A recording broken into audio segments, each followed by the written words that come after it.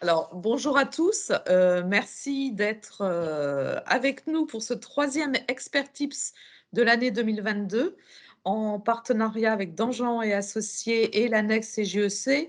On est heureux de vous faire participer à ce rendez-vous, mensuel, qui a pour, vocation de vous donner en 2 fois un quart d'heure des trucs et astuces à mettre, en œuvre, directement quand vous rentrez au cabinet sur des sujets un petit peu périphériques à ce que vous faites tous les jours, mais qui sont néanmoins fort utiles.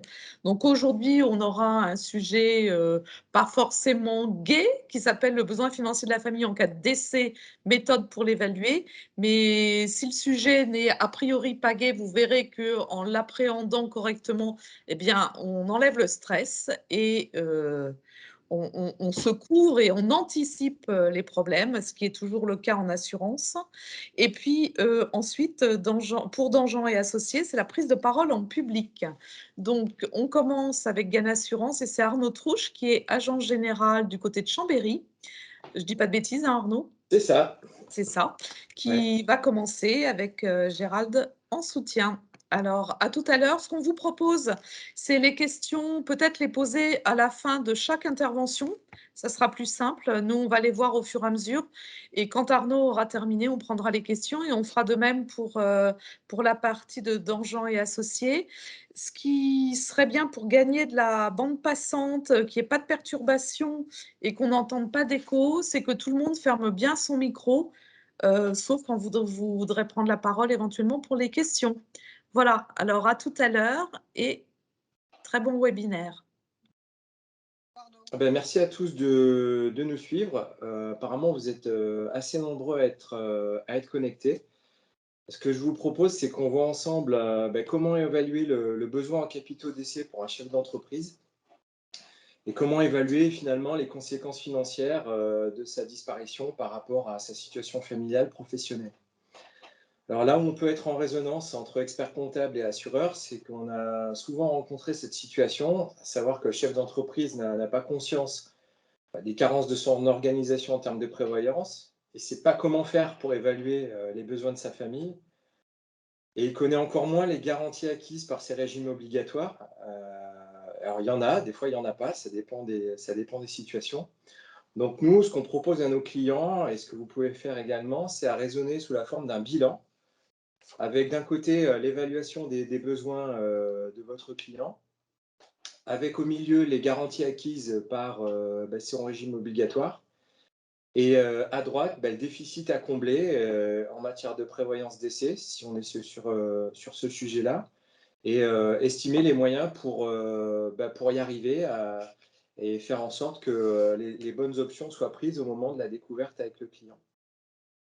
On vous propose de faire un panorama un peu cynique mais du drame du décès et finalement toutes les conséquences financières. Il n'y a pas que celle-là, mais on vous présente les principales. Bien évidemment, la disparition d'une personne a des conséquences financières importantes sur le niveau de la famille, sur les études à financer, les droits de succession, les impôts, la maintenance de la maison. Ce qui concerne vos clients aussi, c'est le traitement de l'entreprise, des associés, d'éventuels revenus exceptionnels dans la société. Pour la famille, ensuite, s'il y a une vente postérieure des titres. Et puis, on a tout un pan aussi à envisager, c'est le déficit d'image aussi de l'entreprise vis-à-vis de ses fournisseurs, de ses clients. Donc oui, pour le conjoint survivant, effectivement, les conséquences, elles sont importantes. Elles ne sont pas toujours objectives, mais pour les associés, l'entreprise, ça a des conséquences relativement importantes. Et après, on peut aussi parler, même si c'est difficilement quantifiable, c'est de l'impact psychologique sur les salariés et ceux qui restent là après cette disparition. La question de la prévoyance pour un chef d'entreprise, elle est importante, mais elle est encore plus importante quand on a des structures familiales suivantes, à savoir monsieur qui gagne bien sa vie et madame, ou l'inverse, qui travaille peu ou qui travaille plus et qui, elle, va être dans la difficulté suite à la disparition du chef d'entreprise. Tout le monde est concerné aujourd'hui par la prévoyance en cas de décès. Il n'y a pas que le chef d'entreprise, hein, il y a aussi différentes catégories de personnel, les salariés, les artisans, les agriculteurs. Il y a beaucoup de disparités. Avant de faire un exemple chiffré, on va vous montrer comment le décès est pris en compte dans les différents régimes obligatoires. Donc, la sécurité sociale est composée de plusieurs branches. Celle qui va prendre en charge la garantie décès, c'est la branche maladie de la sécurité sociale. Et on va voir que selon les catégories, on va avoir des montants forfaitaires graduels qui ne seront pas du tout les mêmes suivant le niveau de cotisation, ou tout simplement qui seront forfaitaires, quelle que soit la cotisation qui a été mise au bout. On peut regarder par exemple avec un salarié et un ouvrier. Si tu veux bien passer le slide. Voilà. Donc ça, c'est la pyramide de la sécurité sociale avec les différents régimes. Donc le régime de base, c'est le socle.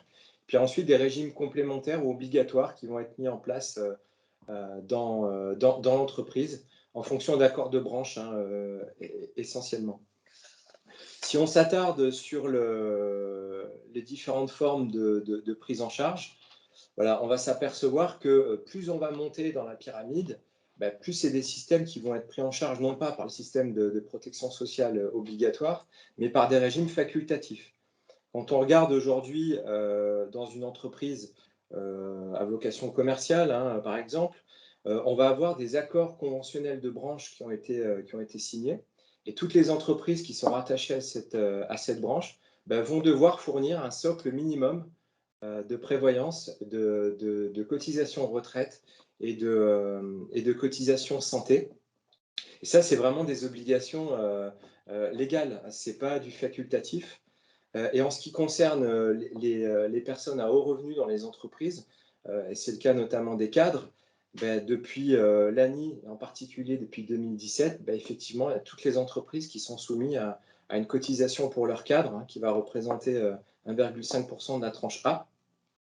Donc, dans la quasi-totalité des entreprises aujourd'hui, tous les salariés sont soumis à une convention collective et donc l'employeur doit fournir une assurance complémentaire qui sera obligatoire. Alors après, le chef d'entreprise peut aller au-delà de ce qui était obligatoire. Il peut proposer des contrats en sursalaire, il peut proposer des dispositifs complémentaires, mais ça, c'est vraiment en plus. Et c'est un moyen aujourd'hui pour vos clients de fidéliser aussi leurs salariés, parce que de plus en plus de salariés aujourd'hui qui changent d'entreprise sont sensibles à la rémunération, mais au périphérique de la rémunération et à la protection sociale. Alors, il n'y a pas que les salariés aujourd'hui qui sont concernés par toutes ces garanties, mais il y a aussi les indépendants. Donc, ça, vous savez que les indépendants peuvent accéder à des dispositifs complémentaires pour financer via l'activité, via l'entreprise, et financer leur protection sociale, la santé et aussi la prévoyance. Alors, pour ce qui concerne la couverture décès en capital, ces charges-là ne sont pas déductibles. Elles seront déductibles uniquement si le capital est versé sous forme de rente. Alors, une fois qu'on a dressé ce panorama, cette pyramide, il reste la possibilité à chacun à chaque entrepreneur ou à chaque salarié, éventuellement en plus, de prendre des dispositifs facultatifs qui vont lui permettre de protéger sa famille en cas d'événement grave. Si on fait un point, par exemple, sur un salarié, un ouvrier, il va toucher 20% du plafond annuel de la sécurité sociale, 20% de 41 000 à peu près. Donc, on va avoir 20% du PASS jusqu'à un an de salaire. Pour ensuite, un salarié encadrant, on va être de 3 ans de salaire jusqu'à 3 PASS. Pour un indépendant, un artisan commerçant, on va être à 20% du PASS. Donc là, pour le coup, vous voyez que c'est forfaitaire. Et ça, c'est quelle que soit la cotisation qui est en face, la prestation, elle sera la même.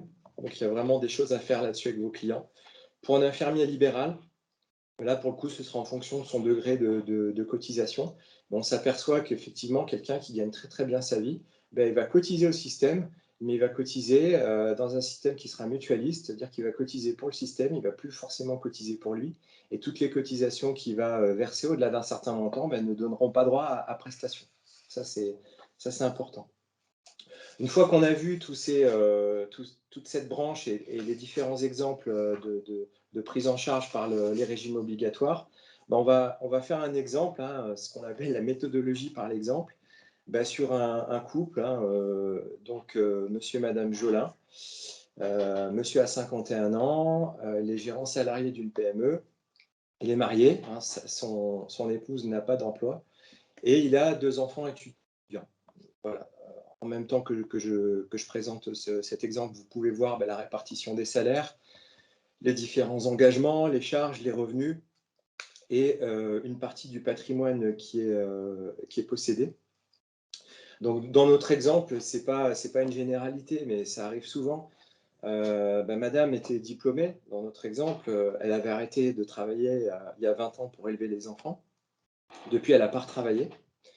C'est monsieur qui est le pilier financier de la famille, même si madame a des biens propres qui lui permettraient éventuellement de subsister. On s'aperçoit que le pilier financier, c'est bien monsieur, et que si aujourd'hui la famille qui vit correctement a un train de vie, c'est tout simplement parce que monsieur est en mesure d'apporter ses différents revenus tous les mois.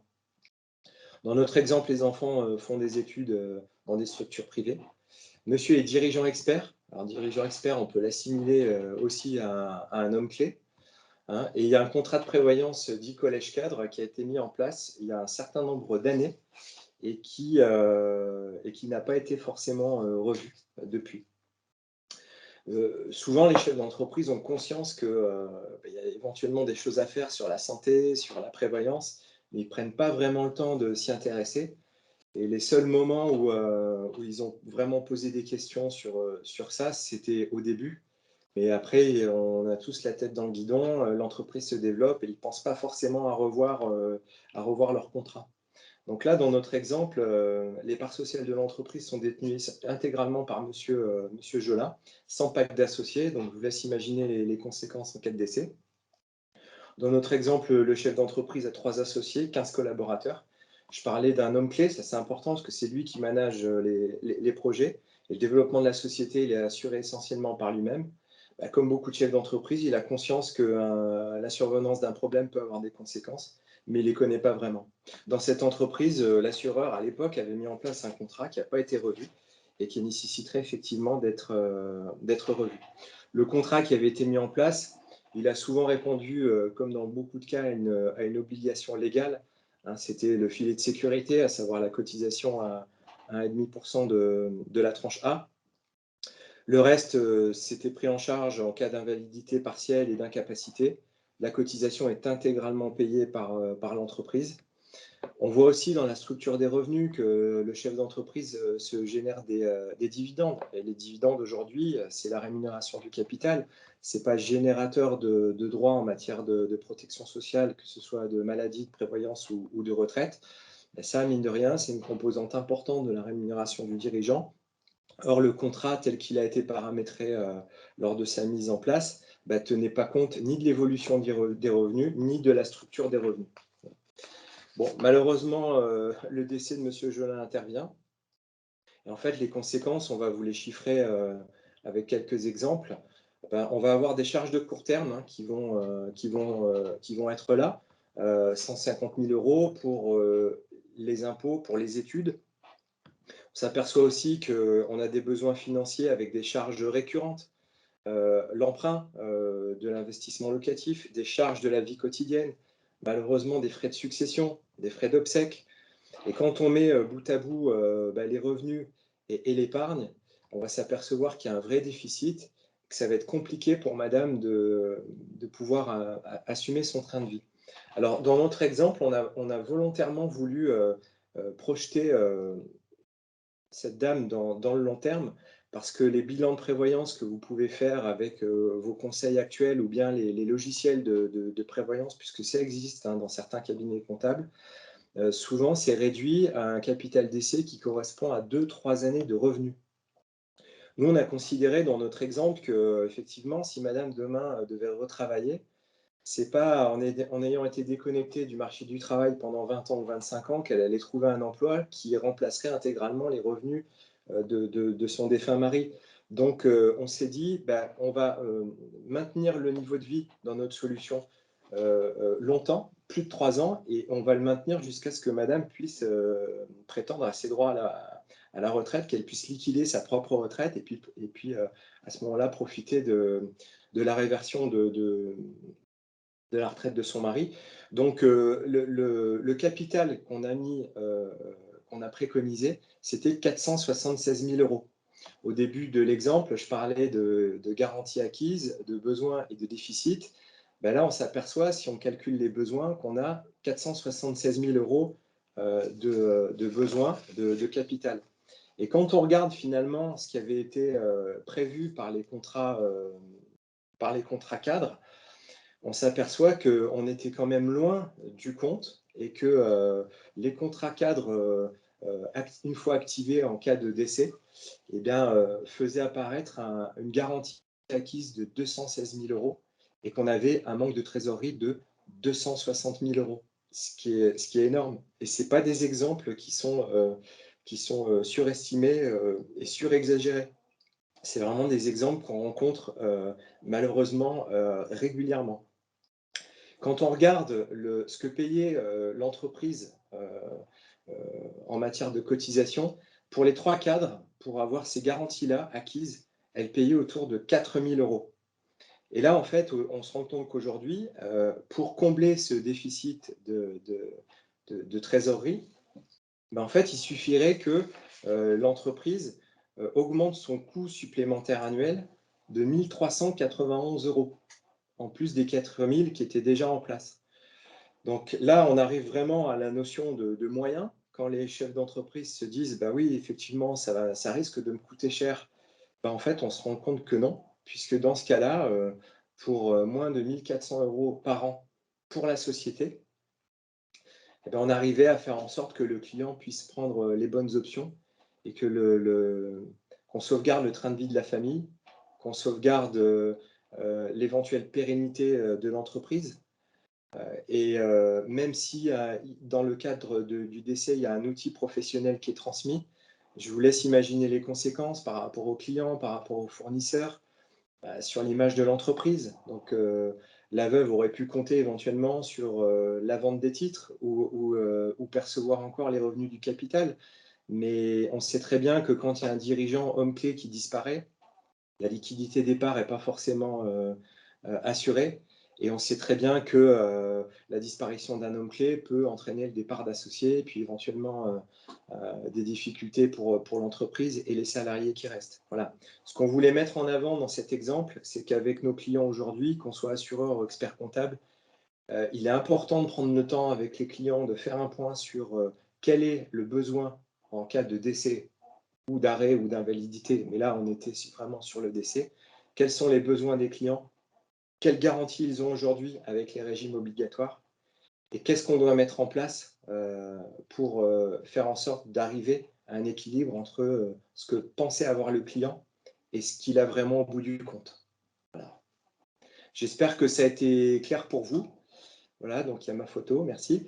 C'était Arnaud Trouche, agent général à Chambéry.